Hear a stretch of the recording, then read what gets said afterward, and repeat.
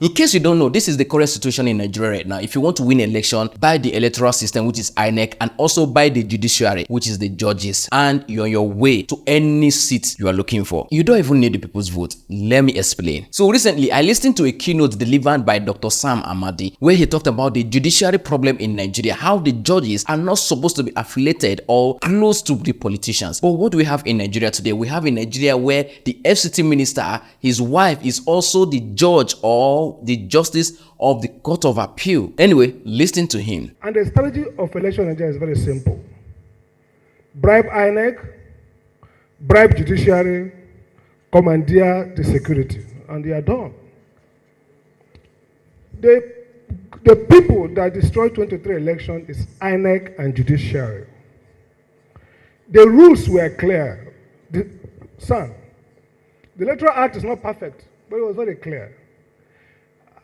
I'm surprised that any judge who understands administrative law, which I have taught in the university for years, which I studied under the best in the world, would argue that an entire regulation built on a law, an act, a regulation, directing that you will do X, you can choose to do Y, when there is legitimate expectation and detrimental reliance.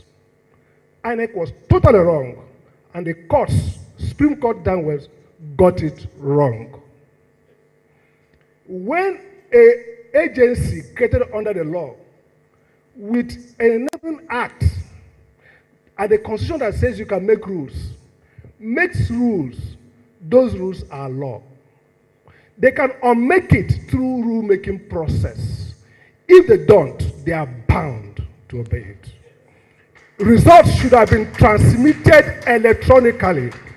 I'm ashamed. I have a PhD in law and I can stand anywhere in the world to dispute the best and brightest. I was ashamed that the court affirmed that INEC can just walk away from the law. 5 years I was a regulator of electricity. When we make tariff, it's the same way INEC makes rules. We make those laws, tariffs. They are legal instruments. They are binding in law.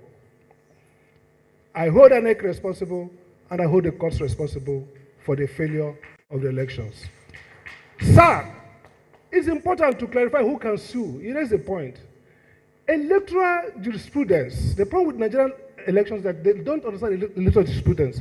Electoral jurisprudence is that the court's job is to restore back power to the people voting. Democracy is not, the dispute is not between Mr. Amadi and Mr. Okutipupa. No. It's about the people's right to elect their leader. Therefore, we shouldn't be saying that only persons who contested and who could have won could file electoral petition. No. Citizens who voted have a right to go to court and say that the process was faulty. Look at the US jurisprudence. All the cases that went to court in 2020, I guess, were mostly by civil society groups and voters. That should change. Now, what does it take to nullify election? I always wonder why judges feel that what they call substantive justice, substantive compliance.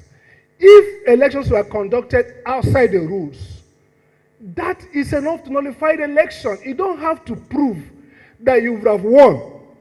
Elections should be nullified if they are conducted contrary to rules. Our jurisprudence is faulty on that.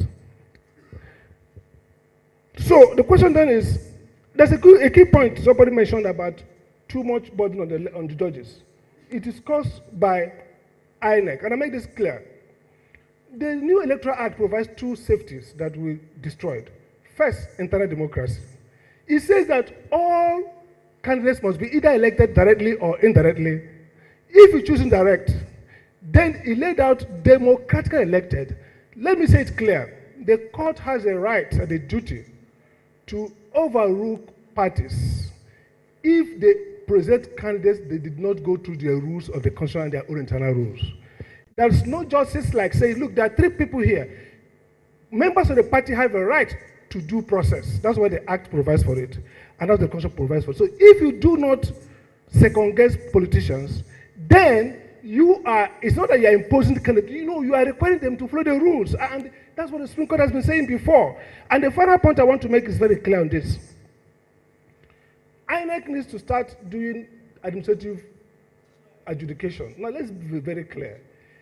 Every process in an election, including rulemaking, including declaring results, are administrative procedures that require due process. Meaning that INEC should be sitting and making rulings on objections during collection of elections. I watch the drama where INEC says, call result, you call result, after I go to court. No, that's not the way.